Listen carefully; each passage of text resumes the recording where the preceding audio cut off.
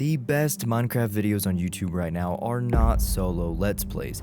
They're huge, cinematic, high-stakes multiplayer events, and thousands of people are trying to play in the ones that your favorite YouTuber is hosting. With a seemingly competitive application process, how do you actually increase the odds of being accepted? If you're new here, my name is Parky and I've hosted multiple 100-player themed events with huge monsters, high stakes, and immersive environments, which means I know what event staff are actually looking for when they open applications. So today, I want to give you some real tips to raise your odds of getting picked for events like these. And that brings us to tip number 1, have positive Discord activity. 99% of the time, applications for these events open inside a YouTuber's Discord community, and they usually provide a join link to their Discords in their video description or channel bios. In fact, you can actually join ours at this very second by clicking the link in the description. But anyways, being inside Discord means that being active and keeping up with the community matters before you ever even apply to an event. Now, you may think that a server having tons of people in it will make it impossible to be recognized, but you'd be surprised at how much staff actually sees community activity. Now that you know you have a real shot at getting recognized inside of the Discord community,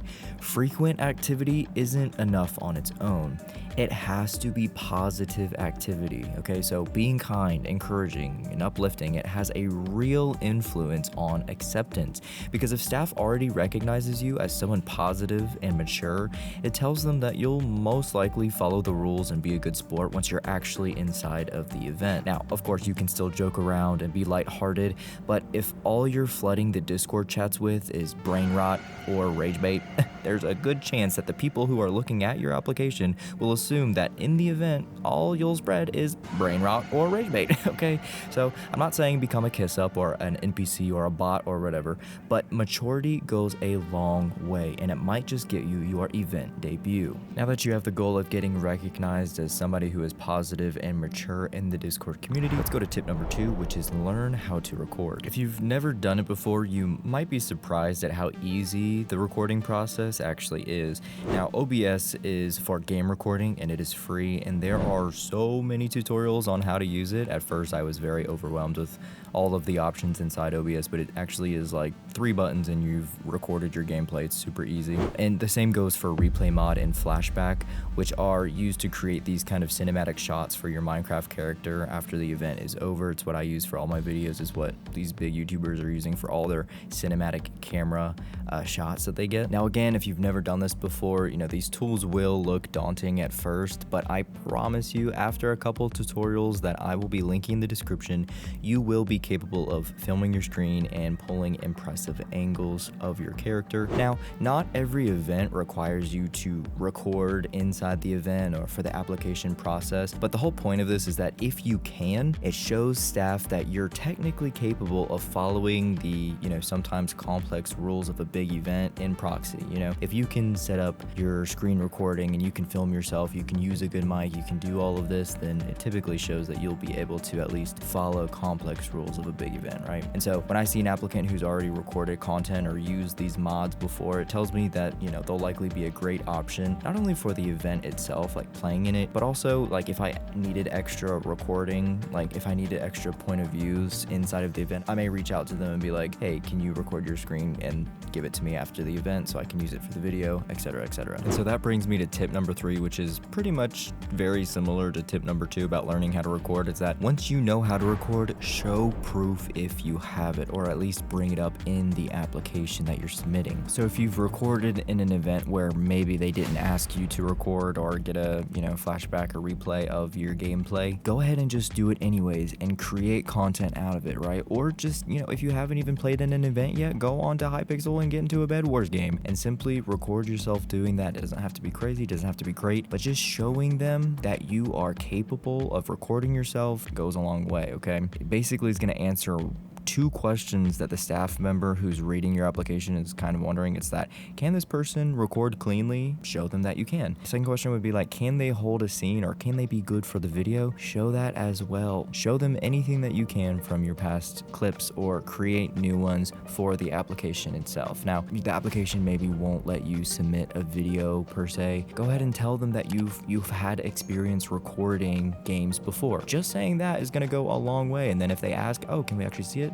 then you can show it to them. You actually have it. So go ahead and show proof if you have it. That's tip number 3, but create the proof itself on your own. Take the initiative, be a good applicant. And that brings us to tip number 4, which is similar to the other two, but pretty much know your mods and mod packs. Okay, so most events require a specific client setup, and most hosts actually provide a pre-made mod pack, so you usually won't need to like put one together yourself, but you're still expected to load it, and sometimes the instructions aren't always detailed. So going ahead and learning how to use free mod loaders like Modrinth or CurseForge will ensure that you are prepared if you are accepted into an event. And so once again, I will provide tutorials in the description below on how to use these apps. It's really not that hard. It really is simple. I'm sure most of you have done it before, but once you have learned the apps a little bit, or if you've maybe already had experience, like I said, make sure to say so in your application. Let them know, hey, I have this experience. I have used mod loaders before. I've played this mod. I've played that mod, whatever. It signals that following the event's technical setup will be a non-issue for you, thus making you a good applicant. Now, tip number 5 should be common knowledge, but I promise you guys it really is not. Write a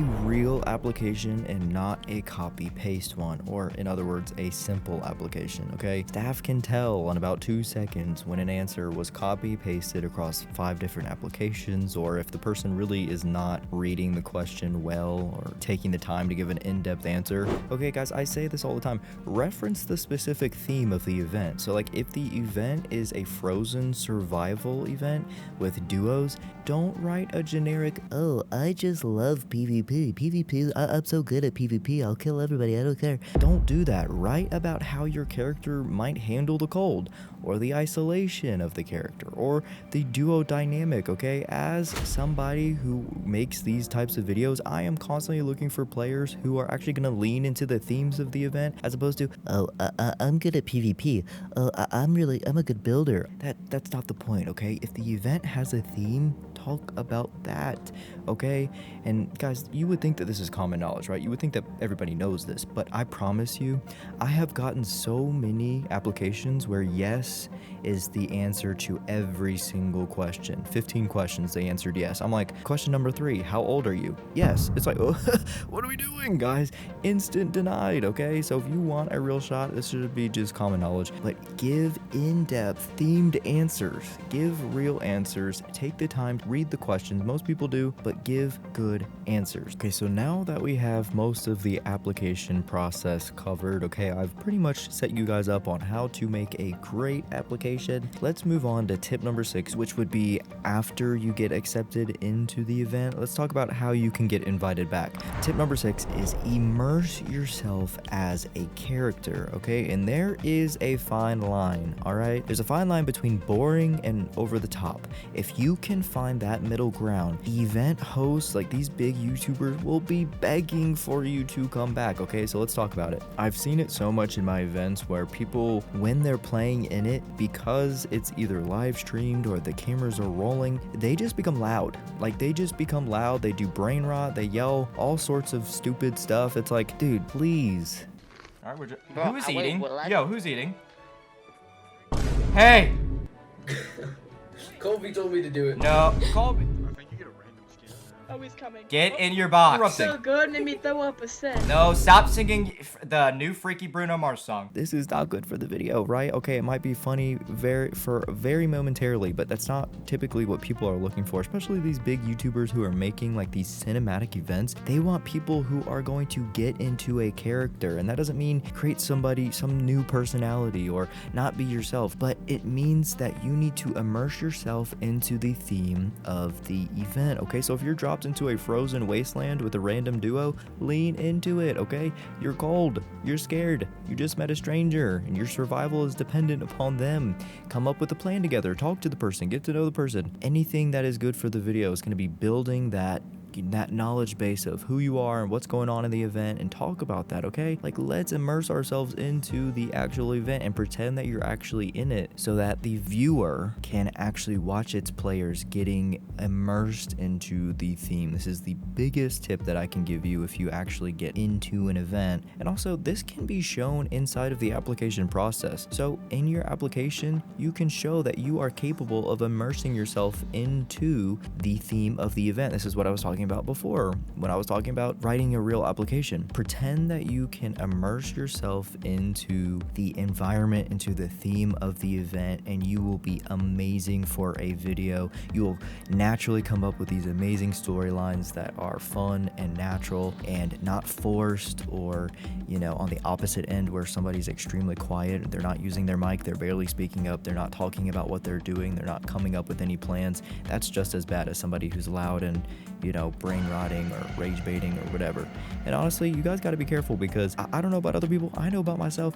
I will kick or ban or kill anybody who is pissing me off in the event, okay? So immerse yourself into the theme and you will be amazing for the final cut of the video. Now, the last and final tip is once again talking about if you are actually in the event, it is stay mature under pressure. So be positive, be calm, be encouraging, and be adaptable, okay? Not only in the event, but also before it, during the application process, in the Discord community. We kind of talked about this earlier. So these events, there's a lot that goes into them, whether it's, you know, the staff team handling people or the back end of the server running. So there are almost always going to be delays or technical issues or last minute plan changes.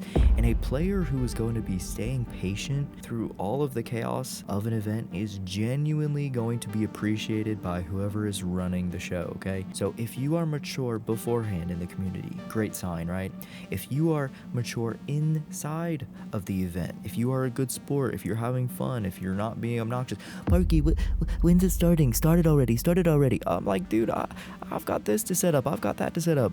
Things that you don't even see as a player, right? Like, a lot goes into these events. So if you join, you know, people just like to rage bait and try and be funny, but be mature, be positive, be patient, and staff will be like, okay, this is a good player, you know, this guy makes good content, right? So now that you know what event staff actually look for in the application process, here is why it matters for you right this second, okay? My Discord is still extremely small compared to these big creators, which means way less competition and a genuinely high shot at getting into our next event, okay? I'm not running thousands of applicants through a filter. I'm actually reading them myself, which means the tips I just gave you are not theoretical at all.